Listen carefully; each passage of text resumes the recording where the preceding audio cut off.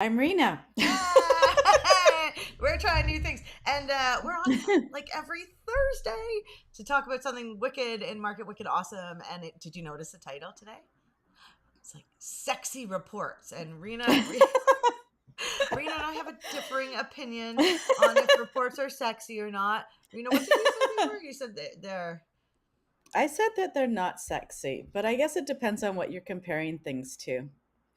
yeah. I said it's fun. So we're going to go through a whole slew of things today about reporting, and both Rena and I use different reports. Yeah.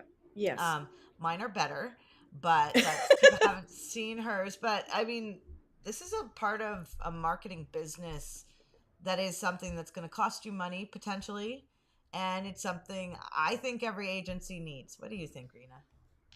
Absolutely, because if you're not measuring what's happening, You might not have a job.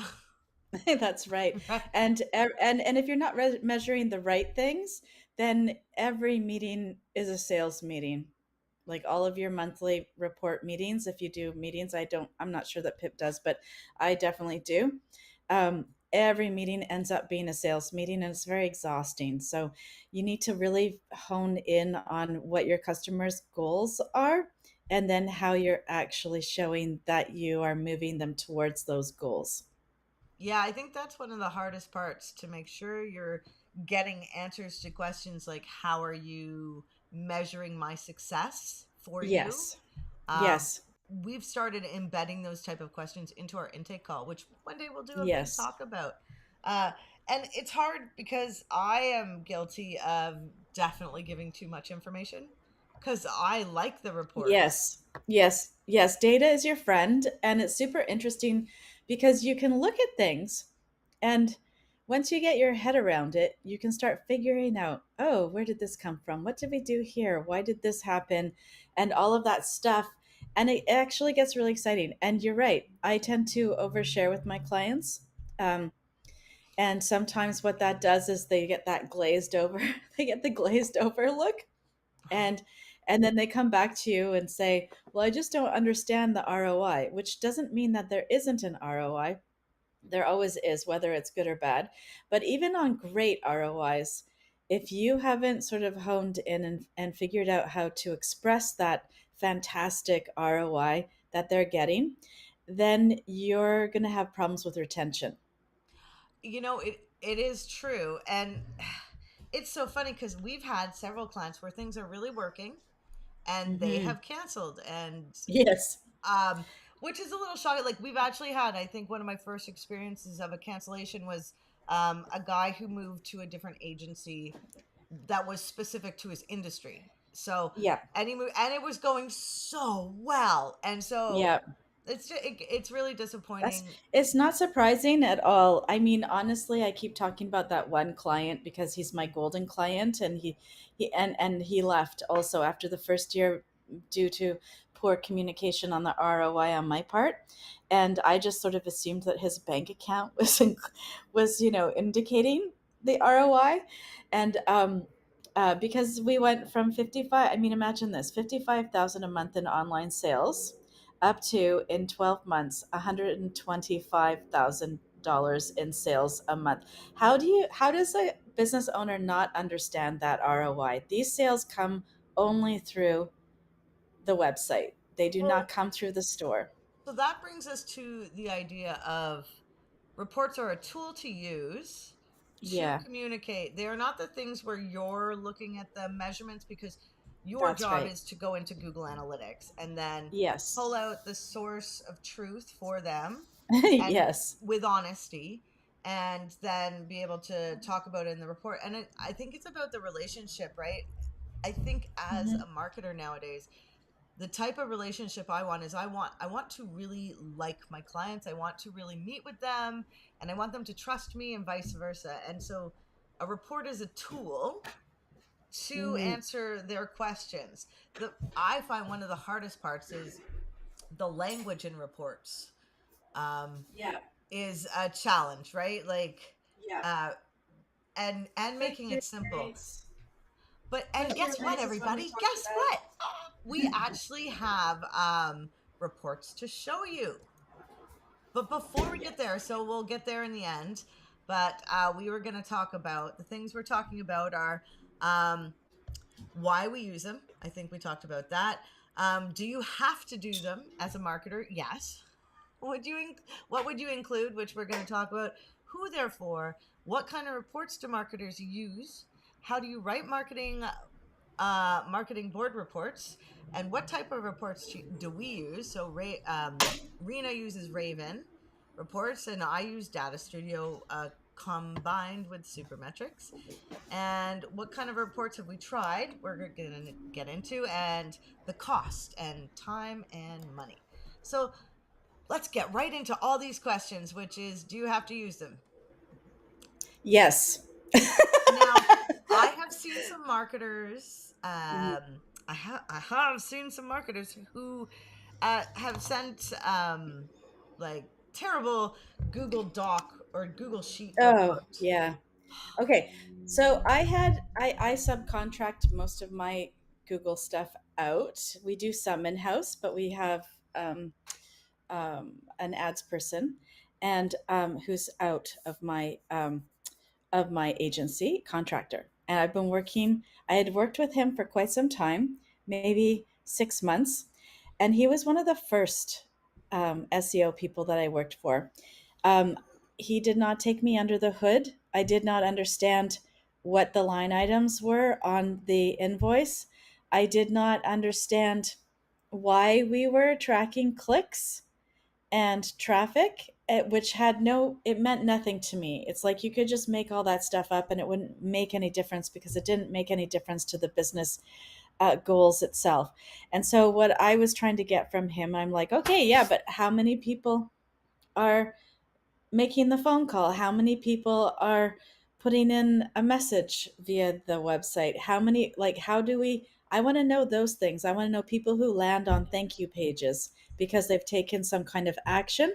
I don't want to know about clicks. I don't care about clicks. I don't care about the top three keywords. So I get like this little report. There were this many clicks. Your top three keywords were this. And I'm like, what? Who cares?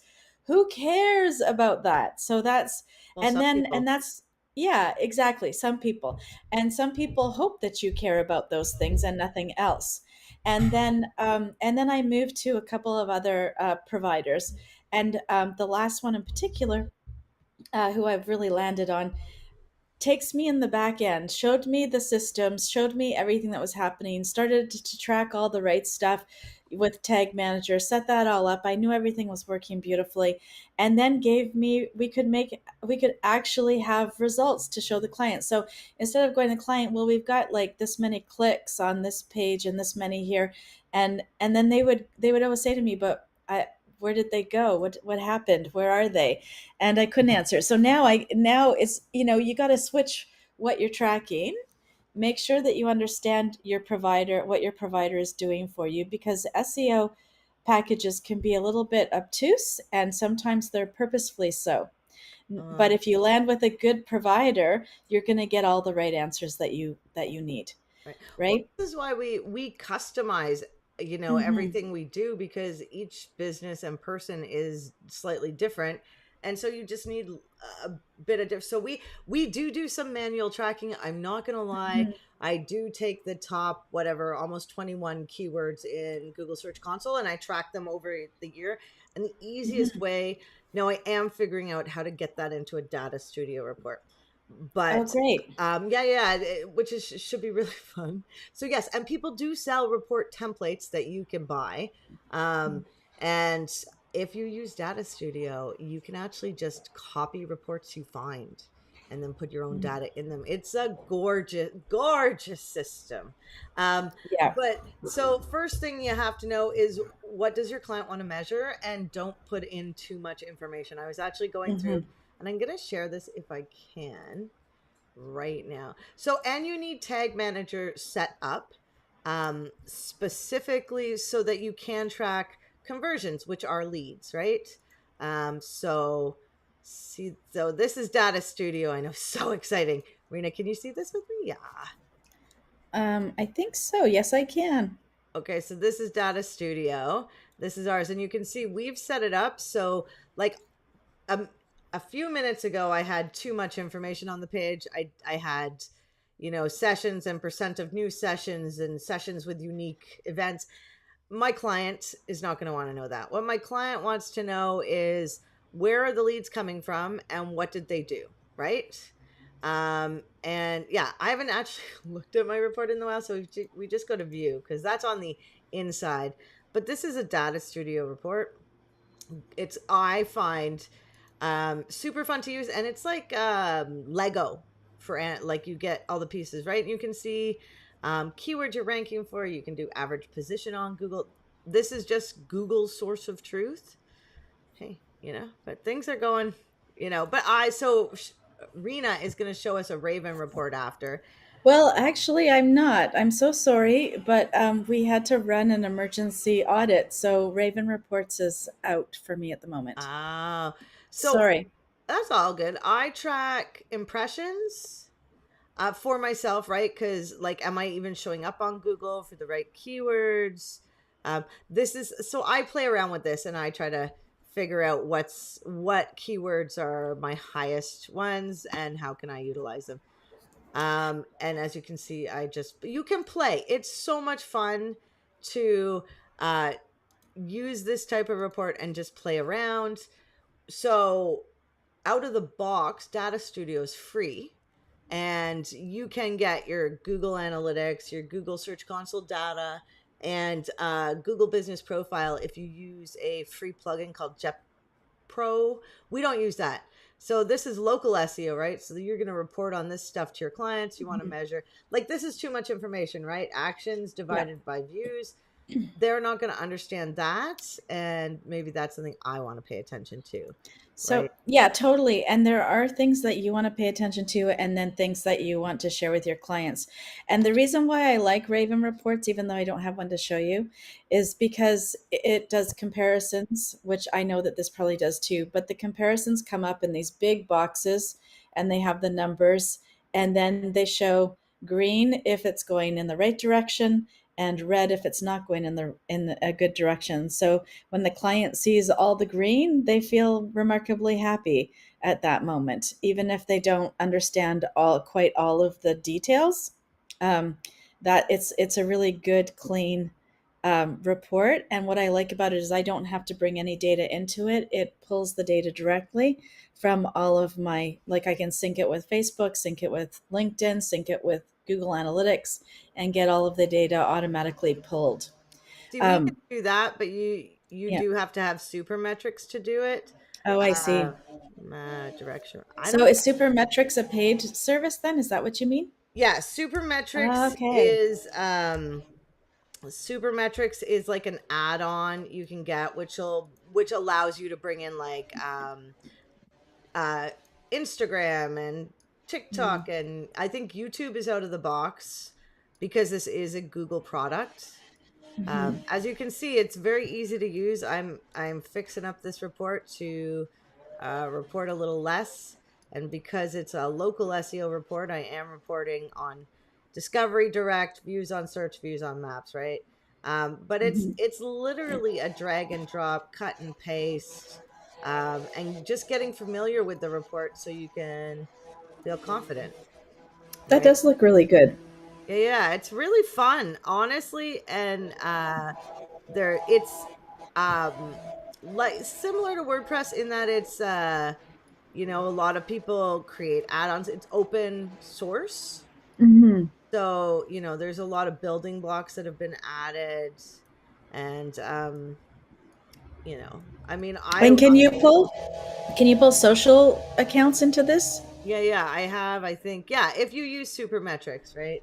So I Okay. have or Instagram, right, set up. So, and the greatest part, oh, just take care of I that. know.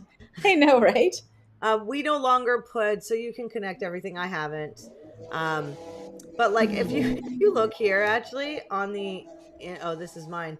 If you look here on templates we use, like, you can create so many pages, right? And just play around, have fun. The other amaze balls thing about these reports is I can do this, three dots, always the three dots, and make a copy. and it will copy the Hmm. whole report, and I just put the new people's data in there and then Hmm. adjust the report. So Cool. yeah, So I have a question for you, Pip, I have a because I'm new to the whole, you know, keyword tracking and SEO tracking. yeah. Do you run the? I know that you do a lot of your reporting and that, like your audits on Screaming Frog. Do you run an audit for the client every single month if you're doing recurring monthly packages? Well, that's a good question. No, we will do quarterly or yearly audits. Okay. Um, and we do that so we can see is what, but we're always in analytics. So the job of the Hmm. report is to basically tell your client what's going on. But the reality is, as a marketer, you should Yeah, you're be in it all the inside, time. yeah, Yeah. inside So Google Analytics. does your team have different reports than the reports that you send to your customers? Like, do you keep an ongoing comparison report for yourself? We download the reports every month. So I'm now Okay. doing year over year comparison. As you can see, what I did when we were all chatting it up there for a minute, I changed the reports to say from previous month to previous year because I want to measure year Hmm. over year what the increases Yeah. are. But the reality is, Yeah. as the marketer, it's my job to go into analytics, find out what's going on, and then report on that, and hopefully try to Right. make my report look like that. And then you have to educate the user. So you see from the reports, they got users and sessions. You're like, well, what is a user? Yeah. Unique event, bounce rate, all these terms that people aren't going to get, which does make reporting Hmm. harder. Do we put a glossary on our reports? You know what I'm doing? At the What's that? bottom of my reports, I have, let me see if I can find it. I have a link to a page on my website. Yes. Oh, that's good. Yeah. That's smart. And That it, is smart. thank you. Sometimes, right? Yeah. It's Okay. shocking. But I have another question for you about tracking and Okay. comparison. This is really particular. Um, what I do, and I want to hear what you do next, because I'm not never really sure what the right answer is. But when you take on a new client, and let's say they haven't been doing ads, and suddenly they're doing ads. Hey, Mona, and and and so it's like there's no point in comparing, like the comparison is really hard to do when you first start for the first year. So I've chosen to compare my month to month in the first year, and then as soon as I hit that first year mark, I compare uh, the month to the previous month in the same month in the last year, because so many industries have like little ebbs and flows as to how their business actually goes, and or they have seasons, or they have Christmas holiday season in the winter, so where there's a lot of spending happening in the retail sector. So I usually like to do things annually, but in that first year, do you do month to month, or what do you do for the first year? Well, it depends. Yeah, we've been doing month to month. I am switching it now Hmm. because of, clients who are with us longer than a year. Because technically, I will Yeah. say that it's been brought to my attention that a good 18 months will show it what for SEO if what you're doing is right. I mean, you can Right. get some really quick wins, but you want to track the changes you're making in Google Hmm. Analytics and then kind of report on those. The reports are challenging, right? Because what is too much information, what is too little, and Yeah. how do you educate the people? Oh, um yeah, I have so another question. yeah, yeah, This is I just love full of talking, questions. love I talking about know, reports. right? It's so Yeah, silly. yeah, I can see. I see why you called them sexy. For me, they're like an overwhelming kind of thing of I'm never sure if I quite get that right piece of information, that Right. amount of information correct. So my next question was about the new Google Analytics. So for those of you who haven't been on our um, show for the last few weeks, we've been talking a lot about the Google Analytics 4, replacing the Universal Analytics, and how there's about a year for us to collect data right now on it before the universal goes out, and then you want that year. So this is where it's important to get that installed and organized right now, so that you actually have a year's worth of data to compare to when we get to July 2020. Where are we? 2023. Yeah, yeah. Right. So my question is, You haven't turned your reports into collecting the new Google data because from what I understand from what Phelan said, is that the data is quite different. It's not, you can't transfer it easily. So, are you still using your report tracking using the Google Analytics Universal? Yeah. Okay, good. We are Me too. because I mean, we have a whole system, man. We have like a huge Mhm. document of all the things you do inside Google Analytics to streamline the reporting. Um, the capabilities of Google Analytics 4, although they're really different and there's some really great things, but it is a working machine, so there are going to Mhm. be changes. For example, we streamline. So if you get a report now, and if you look at you know, your source medium, so Mhm. where your visitors are coming from, source being like Google or Facebook, right? In a lot of reports, the Facebook data will be parsed out to like Mhm. mobile Facebook, and Yeah. then, you know, and mobile Yelp, and so we use something that we call regex. And what it does Oh. in Google Analytics is it puts all the Facebook data together, and all because we can separate Mm-hmm. out the mobile if we want, right? Yep. And so the capability, there's no regex capability that I'm aware of yet inside GA4. Oh, So there's that. they're going to There's get on that. Surely they're going to get on that. That's a well, really important piece. there another really important piece, which might seem really simple, is annotations in Google Universal Oh Analytics. no. Yeah, and so now there's a plugin that, or like a Chrome extension that people have got, Yeah. so they can do that. But that's really important. Yes. What The is the Chrome extension for the I don't even annotation? Do you know know? yet. I just know there is Okay. one. Phelan Okay. knows. So we'll put that link in the or that info in the comments Yeah, below if you're watching us in the the chat. Cyberpunk Marketing Geeks. What is it called? Cyber. Why Cyberpunk do I Marketing have Geek problem? You Mixer. would think. I mean, I spend so much time here. I don't know why I can never remember It's the a name. long name, but it's I meaningful. love Greg, it. it's it's fun. And to be honest, Greg and I had many a conversation, and that's how we put the word mixer in there at the end. Yeah. Um, Yeah. it is, you know. Anyways, for porting, which I find really fascinating, is how to do it right. It's hard. It's Yeah. hard, So but because it's like if Lego, it's anyone, fun. yeah, if anyone has any, I feel like it's almost like a Marie Kondo type of a thing. Does this number bring the client joy? Do you know what I mean? Does tracking this bring the client joy? Yes or no? Take Right. it out. Well, the other um, thing is, what is the client asking? So we have some clients that are going to measure specific keywords, right? yeah. And then we have Yeah. some clients that want to measure overall traffic. Right. And then we actually have people, and you were talking about this earlier, the conversions, the leads they're getting, which you have to Yeah. set up Tag Manager properly to, Yes. you know, are they clicking on the email link? Are they clicking on the Mhm. phone number? Are they filling out the form? And Mhm. which does the client prefer? Which one has more value, right? That's right, because contact us forms may not have value. The other thing that goes with the contact us form that all website owners need to remember is that as you update your software every month or whenever you do it, your plugins in your software, weekly, whatever it is that you do, you need to check your forms because sometimes Every they few. break with updates. And here's a clue. I had a new client come to me, and she was like, "Rena, something's wrong with my SEO because I used to get at least 6 inquiries by email every month, and I haven't had anything for like months." And it turned out 8 months previously her contact form stopped working, and there goes all the leads. Yeah. And so it's really important You to know what? test your forms and test your email all the time. Yeah, all the time too, I would say, because I mean, our form Yeah. broke recently. The other thing you can do, so there's a couple interesting things you can do on top of that. You can have Yeah. your lead forms connect to a Google Sheet. And Mm-hmm. so even if you're not getting the emails, all the information gets captured on a Google Sheet. And so you can reach out to the client.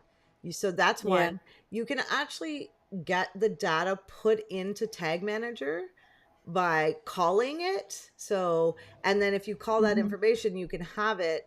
So just in case anything breaks, which is, we've started to do that with all our reports now, like the lead forms we collected in Google. We are not doing the Tag Manager for everybody for that, but we are doing the Google Sheet.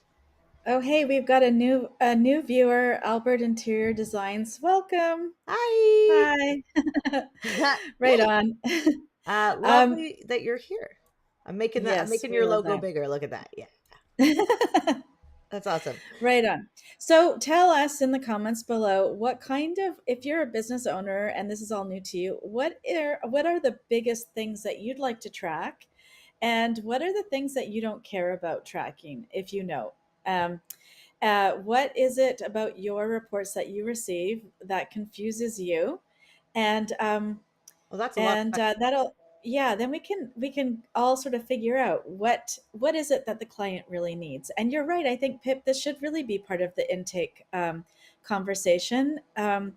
because and sometimes I just fill all this in myself, just because a lot of my clients are really not understanding a lot about the technology end of it, and they get super overwhelmed. That's just what a Yeah. lot of my clients do. But I think if we clarify that at the beginning, and we're constantly referring to that in our meetings and on our reports, and that is our one big thing, that and everything else is kind of in support of that one big thing, then I think the communication would be a lot better. I'm going to be thinking about that this weekend. It's really honestly, just building those questions in because we've had clients that have canceled when things are going well because Yeah, it's yeah. hard to educate on terms like And what is Search Console. yeah, I'm trying to pull up a page report that I think I have that I want to show you. and when it comes to when it comes to SEO and SEM, like SEM is the Google Ads part, in case you didn't know that. Um,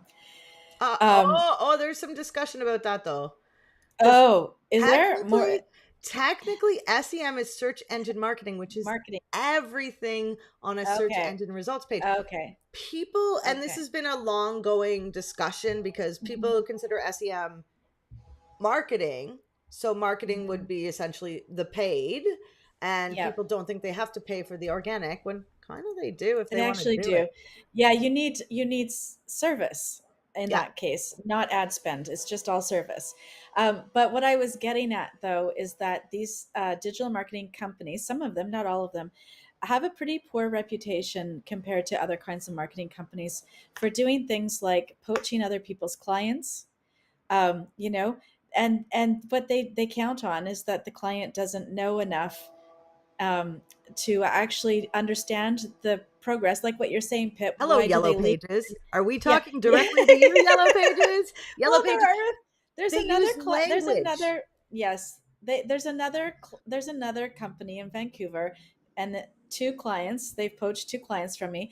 Interestingly enough, they sent me a lead. I don't know why, but it was the weirdest thing. But anyways, the point is that they have their sales technique down pat, and and they count on the clients not understanding the metrics, and then they show the deficiencies. And really, if you're focusing on one section, you're not focusing necessarily on all sections. So Mhm. there may be a section in there that looks weak and is easy to point out to a client. Oh yeah. But if you understand your strategy and your main goal, and this is why the reports are so important, because if the client understands the goal, the strategy behind that goal, and what we're measuring, then they're not going to be swayed by somebody else who says, oh, look, you haven't done Done anything this. with Yeah, yeah. these backlinks, right? And it's like, well, that's not our priority.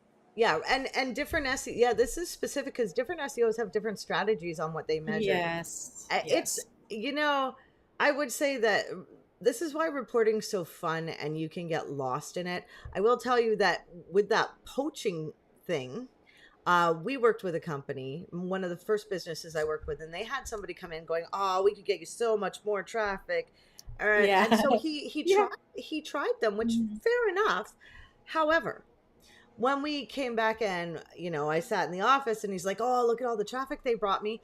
We went and looked at, because so you're not necessarily bringing in, "Hey, where's the traffic coming from?" into your report, but you can take the client into Google Analytics and show them, "Hey, this is where the traffic's coming from." So all that, now they were a local business in Richmond, BC, and they were Yeah. getting traffic from Let me like guess. Let me Pakistan. guess.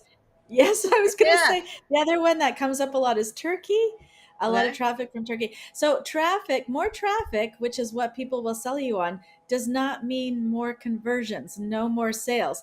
So that's what you want to pay attention Yeah. to is because that's exactly what happened to me. Another woman went with another supplier. Her traffic went way up, but her sales went way down. And it's like, dude, that's really poorly targeted traffic. Yeah. There's no And strategy behind that. They are paying for that. so, and They're most paying for that. websites are supposed to have, so with e-commerce, and that's the example Hmm. that we take. Um, Hmm. 2% of your traffic is supposed to convert. And what converting means is they take some action on your site. They fill out Hmm. a form, they join your email list, they, whatever they do, They however buy you position something. it. And so, Yeah. I mean, we've worked with companies that had enough traffic and their conversion rate was really low. And they were more Mhm. focused on more traffic. And we were like, Yeah. whoa. Now, technically, here's the fun fact is that in my world, we take a small amount of money and we get that targeting correct. Once we have that targeting correct, then we scale the ad spend for more traffic. And that's the way that it should We're really work. really It's not like, conservative too. We don't yes, want to, we start no, conservative. Like, I mean, I will yeah. tell you, I got in Google Ads, I got everything on manual tracking, like manual Mhm. bidding, until, because, and I will set everything to 1 penny to see what the cost per click's going to be. And Oh, interesting. with that, we're out of time. And Yeah, just so totally. y'all know, I mean, Actually, we could have done an hour on this. Okay, maybe reports are sexy after all. yeah, reports are sexy. They're important. Okay, I next I week. knew they were important. They What's are next week? important and fun. And so if you want to Yeah. try Data Studio or Raven Mhm. Reports, reach out to Rena and I. We're going to have another conversation about um, generated audits people get because Those they're, are fun. well, yeah. Anyway, we will see you next week. And Rena, do you know what next week is?